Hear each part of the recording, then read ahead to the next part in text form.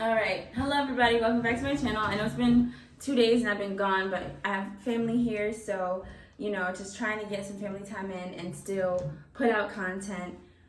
I have my two younger siblings with me, so I'm doing all the driving and moving around, so that's why you haven't seen me so much, and I've been a little sleepy, just moving around all day. It's always just me by myself or me and my mom, so I'm really having a lot of fun.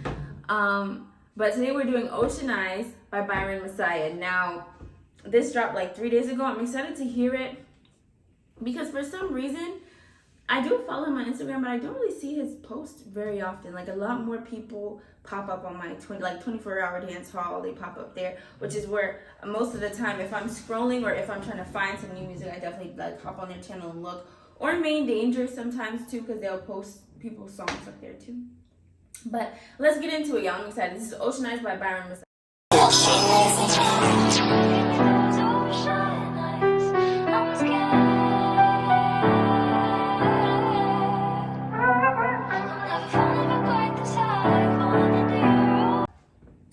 I like when they sample a song. I already feel like it's going to be good. Ocean Eyes by Billie Eilish, right? If y'all listen to Billie Eilish, you know.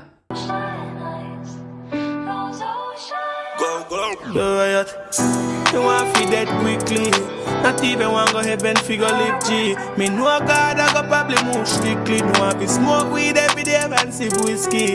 Just a pray nobody post up say they miss me. Cause when me alive all them do a this me. Every day me pour the alcohol in a me kidney. And I pray say kill me. Okay, he said when I die I don't want anyone to post that they miss me because all they do is diss me when I'm alive. And then he said he hopes that the drugs and alcohol kill him. Hey, I always wonder when you're in the studio with all your friends and acquaintances and everybody, they're like, yeah, this is hard, but it's hard. And you're saying that you hope the drugs and alcohol or whatever he said kills you. And people are like, yeah, throw that on the track. I like this one. Wait a minute. After you finish the song, we need to have a conversation about your mental health, babe. Are you okay? I think, and I get it. Like some people, they're just putting their pain on the song, and sometimes they don't have. Sometimes some people are stronger than others, where they can talk, they can make music about it, and that's their outlet, and that's where it stops. But some people aren't like that, and there's so many. And I discuss mental health all the time because I think it's really, really important, and I don't care who gets tired of it. Like Juice WRLD, almost all of his albums were about how he's taking drugs and killing himself on purpose. And then he died because he overdosed. And there was nobody, like he had friends, and people around him who didn't try to stop it, Or not even like try to stop it, but how do I even put that, y'all? It's like you had I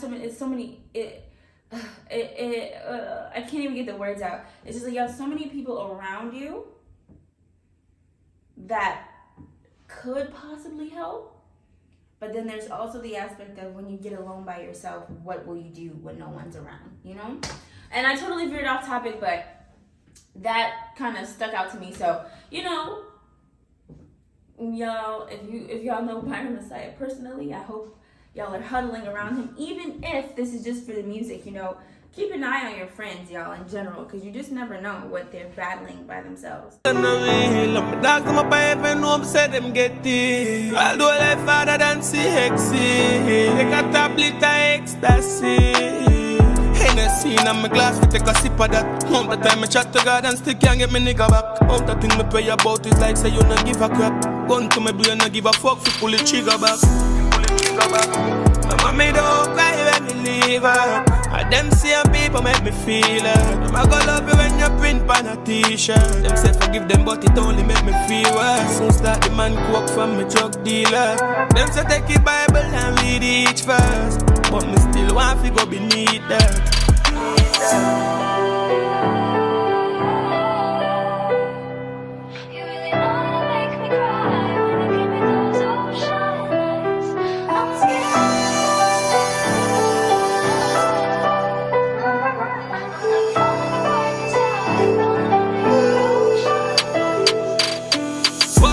Mentally. Next time they might see me, I'm a dead body. Do me love and want to tell tell them sorry. And me know me nah go see you down a hell, mommy. Mount a wrong news what them carry, but you still I believe they like me and nobody. Ladies I self-destruct, why live up, can't take this far. It's my thoughts now from what they do. He said, did he say pain is a selfish drug? Whoa, y'all, this song is really grim and sad. The premise of the song is just, oh gosh. He said the next time y'all see me, it might be my dead body. He knows he's not gonna see his mother in hell. Good. Him insinuating that he might be there is not always the greatest thing. Hopefully we don't want that for ourselves. But I just think, I like that, okay, so let me say this. I like that he's being open about his emotions on a song, but it is also, sometimes music is a cry for help, y'all, and I think that people don't pay attention to that. And if I'm mistaken, I don't want to say it and be wrong, but I know someone passed away for someone recently. Did it not? Yeah, I'm just reading the comments real fast to double check. You know what, let's finish the song and then we'll get into it a little bit more, okay? I'll make it pile up in a me and bad at me, man.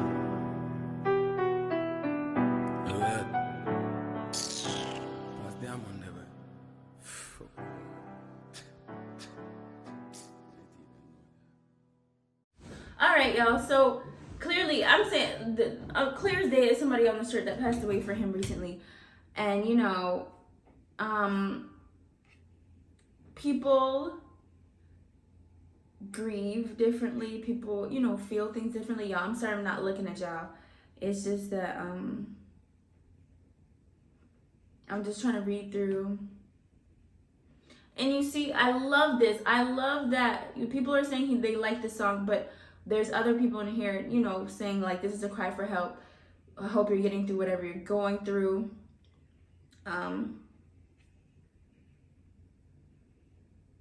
People are saying amazing project, more so amazing project than like, hey man, you need help. But there's